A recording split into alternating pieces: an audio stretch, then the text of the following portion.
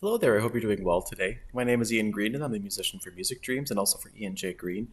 And today it's my pleasure to be working on Unit 6 of the Level 10 Harmony course. And what we're going to be doing today is discussing Part 1 of explanations on modulation to closely related keys. Let's go over to the shared screen and we'll discuss this topic together. Now, something that's interesting about this topic is that, of course, we've talked about modulation in the sense of going to the dominant key or also to the related major or minor. So let's say we're in the scale of C major and we want to go to the dominant scale. If we think about what that would be from the distance between the tonic of C major, which is C, up to the dominant, 5 notes away, which would be G, then we would be switching from the scale of C major in the middle of a piece to the scale of G major, and also including that key signature in the piece. We can also do the same thing if we go from the closely related scale of C major to the relative minor of A minor. C major, A minor,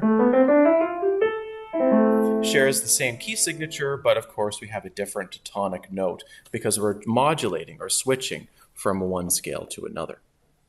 Now, composers do this often, not just by going from the tonic to the original scale to the related minor scale or vice versa, or to go to the dominant.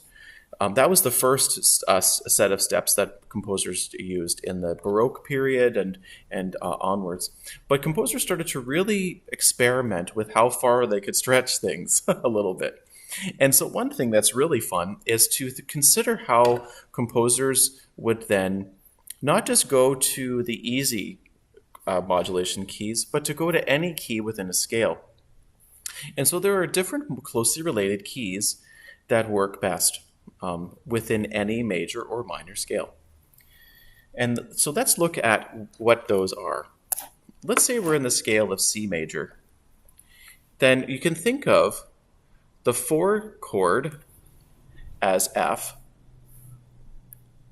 And if I were to write that in red, C major, the 4 chord would be F.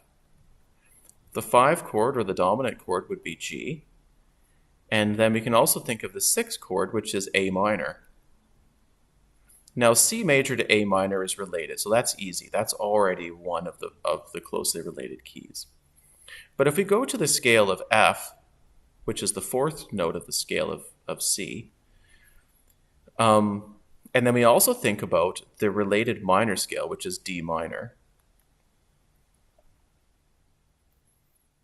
And then if we go to the dominant note of C, which is G, and then think of the related minor scale, which is E minor, then basically we've created 5 possibilities of closely related scales that are that fit easily to go from the original scale of C to new places or new keys. Now, when we think of the scale of F major, we have 1 flat, we have B flat in brackets, and the same with D minor.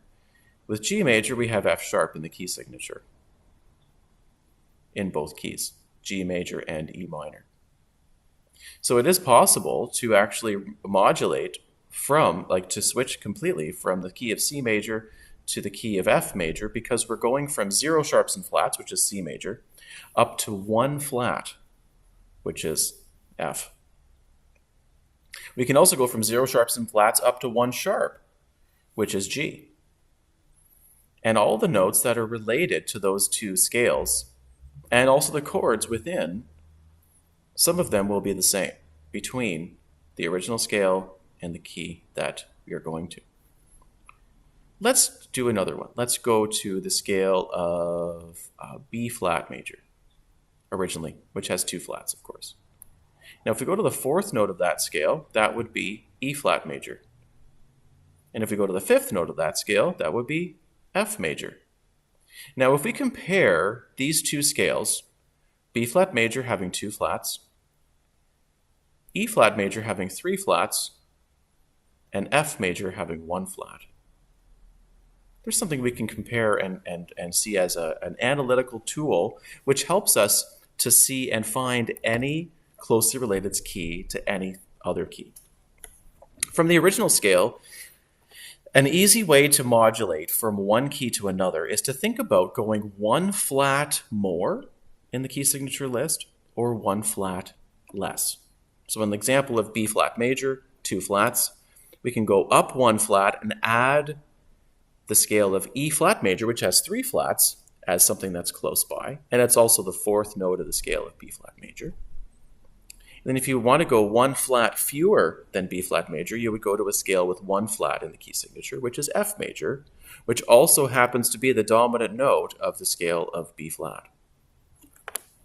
Now, as a result, we can go to also the subsequent related minor scales too, which would be C minor to the key of E flat major, and it would be D minor to the key of F major. So by doing that, we can also think of the related scale of G minor, and we have then 5 keys.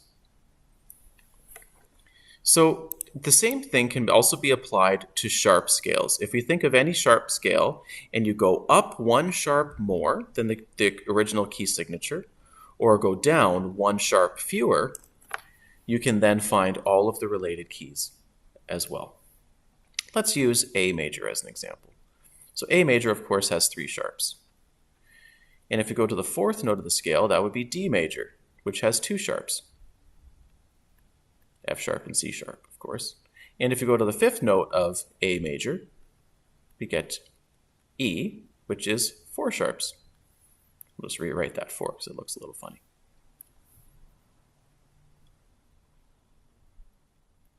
So the related minor of A major is F sharp minor.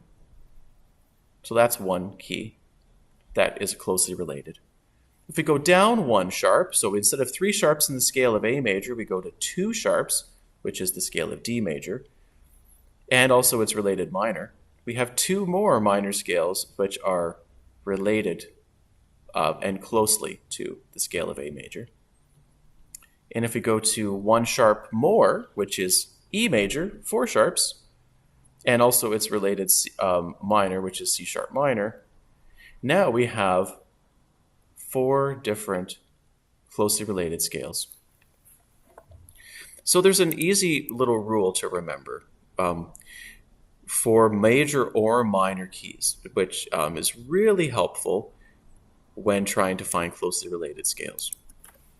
What you want to do is you want to consider the original key that you're in and go up 1 flat / sharp more,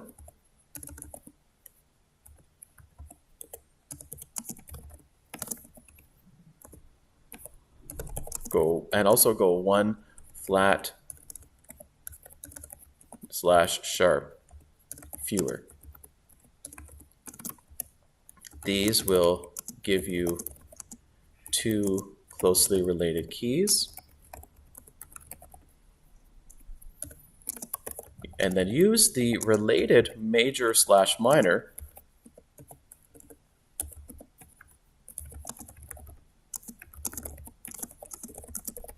and then you will create more options of closely related scales.